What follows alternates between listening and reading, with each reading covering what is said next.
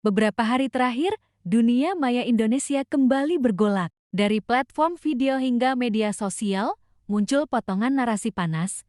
Kabarnya Presiden Prabowo Subianto marah besar kepada PSSI. Bahkan, ada yang menulis bahwa Ketua Umum PSSI sekaligus Menteri BUMN, Erick Thohir, sampai menangis di hadapan sang presiden. Dan lebih jauh lagi, muncul klaim bahwa pelatih timnas Indonesia akan ditentukan langsung oleh kepala negara. 3 klaim yang terdengar dramatis, tapi apakah semuanya benar? Atau ini hanya serpihan cerita yang dibumbui emosi, kemudian berkembang menjadi isu nasional? Inilah Cek Fakta, dan malam ini kita akan membedahnya satu persatu. Tanpa sensasi, tanpa framing, hanya berdasarkan data dan sumber yang bisa dipertanggungjawabkan. Kita mulai dari awal mula isu ini meledak. Indonesia baru saja gagal melangkah ke putaran berikutnya kualifikasi Piala Dunia ke-2026. Publik kecewa. Media sosial penuh komentar pedas. Sebagian menyalahkan pelatih Shin Tae-yong, sebagian lagi menyoroti manajemen PSSI, dan tak sedikit yang menuding pemerintah kurang serius mendukung pembinaan sepak bola nasional. Dalam kondisi panas seperti itu, muncul sejumlah kanal YouTube dan akun media sosial yang menulis, Prabowo marah besar, Erick Thohir dimarahi di istana, pelatih baru ditunjuk langsung presiden. Beberapa bahkan menyertakan narasi, Erick sampai meneteskan air mata di hadapan Prabowo. Sebuah kalimat yang langsung memicu simpati sekaligus rasa penasaran publik. Namun, ketika Cek Fakta menelusuri sumber aslinya, semuanya bermuara pada satu hal.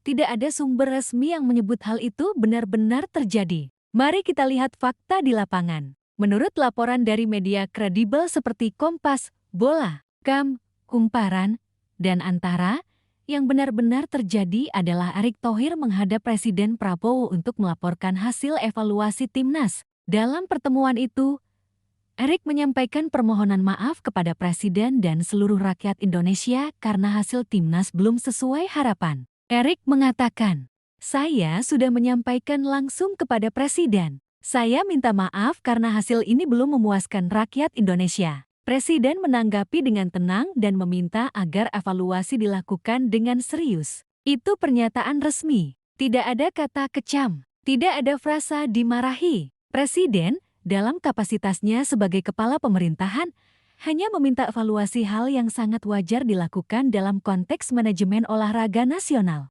Lalu dari mana muncul narasi bahwa Erick Thohir menangis? Penelusuran menemukan bahwa kata menangis pertama kali muncul dari komentar seorang warganet di media sosial, bukan dari media resmi. Kalimat itu berbunyi, "Kasihan Pak Erick, pasti beliau menangis di depan Presiden." Komentar spontan itu kemudian dikutip tanpa konteks oleh sejumlah kanal hiburan politik dan diolah menjadi judul sensasional.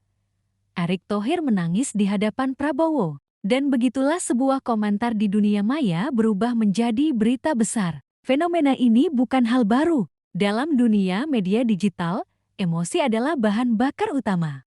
Judul yang dramatis akan lebih cepat menarik perhatian daripada klarifikasi yang datar. Orang lebih mudah mengklik berita Prabowo marah besar ketimbang Presiden minta evaluasi. Namun yang sering terlupa adalah, di balik setiap klik itu, ada dampak nyata.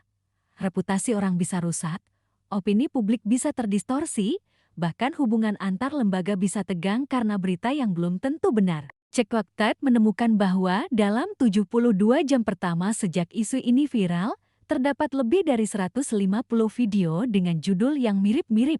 Namun, hanya sekitar 5% di antaranya yang mencantumkan sumber berita kredibel. Sisanya hanyalah narasi pribadi, opini, atau bahkan video rekayasa dengan potongan-potongan wawancara lama. Inilah yang membuat peran media klarifikasi menjadi semakin penting. Karena di era digital, hoaks tidak lagi berwujud berita palsu total, tetapi campuran antara fakta kecil dan bumbu sensasi besar. Mari kita bahas isu ketiga. Benarkah pelatih timnas Indonesia akan dipilih langsung oleh Presiden Prabowo? Jawabannya, tidak. Dalam sistem sepak bola profesional, termasuk di Indonesia, keputusan terkait pelatih timnas berada di tangan federasi, dalam hal ini PSSI. Pemerintah boleh memberikan dukungan moral, finansial, bahkan fasilitas, tetapi tidak bisa mencampuri urusan teknis seperti penunjukan pelatih. Kevi Eva dengan tegas melarang intervensi politik terhadap federasi sepak bola di setiap negara. Bahkan, pada tahun 2015, Indonesia pernah hampir disanksi karena dianggap pemerintah terlalu ikut campur dalam urusan PSSI.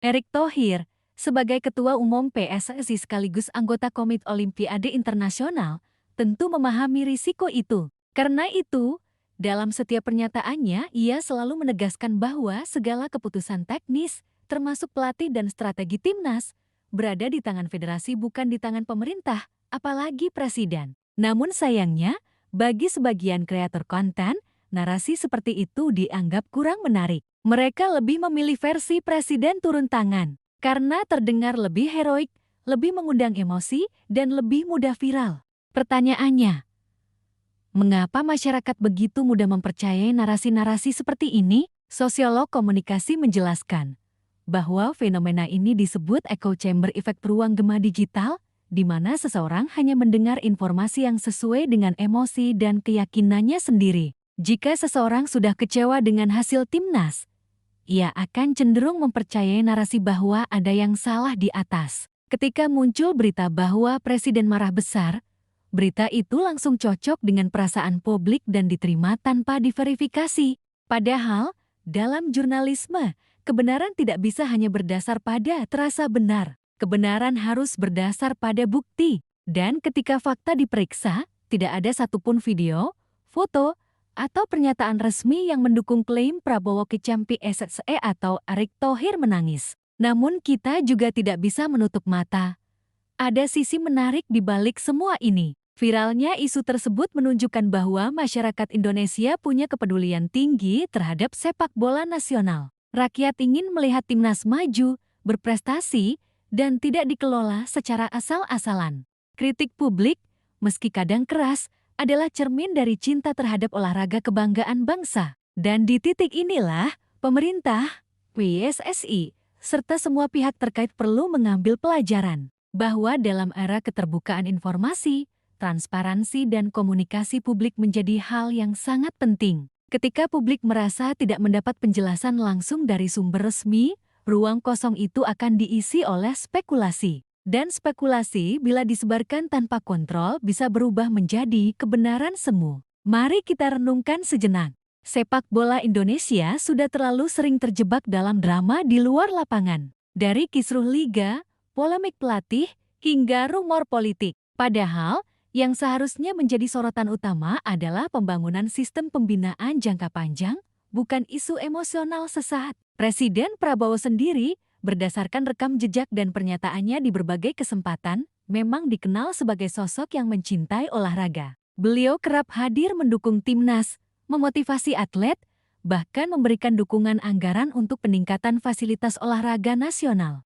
Namun, sejauh yang bisa diverifikasi, beliau tidak pernah secara terbuka menegur atau memarahi PSSI seperti yang digembar-gemborkan oleh sejumlah kanal YouTube. Sementara Erick Thohir, dengan segala kritik yang mengiringinya, tetap menjalankan tanggung jawab sebagai pimpinan federasi dan berjanji untuk melakukan evaluasi total. Jadi, jika ingin bicara fakta, maka faktanya adalah ada kekecewaan, ada evaluasi, ada komunikasi antara pemerintah dan PSSI. Tapi tidak ada drama kecaman dan tangisan seperti yang viral di media sosial.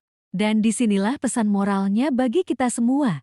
Kita hidup di zaman di mana kecepatan informasi sering mengalahkan kedalaman akurasi. Setiap kali kita membaca atau menonton berita yang terlalu bombastis, berhentilah sejenak dan tanyakan satu hal sederhana, dari mana sumbernya? Apakah berita itu mengutip pernyataan resmi? Apakah ada bukti foto atau video? Apakah media yang menulis memiliki kredibilitas? Karena dalam dunia digital hari ini, kebenaran bisa dikalahkan oleh sensasi kecuali kita sendiri yang menolak untuk jadi penontonnya. Untuk menelusuri apa yang benar di balik yang viral, untuk mengembalikan nalar publik kepada data dan logika. Kami tidak mencari siapa yang salah, tapi apa yang benar. Kami tidak menghakimi, tapi menjernihkan. Jadi, sebelum kita menekan tombol share, ingat satu hal. Berita yang belum pasti bukan untuk disebarkan, tapi untuk diperiksa. Sampai jumpa di episode berikutnya di mana kita akan terus membedah kebenaran, satu isu demi satu isu.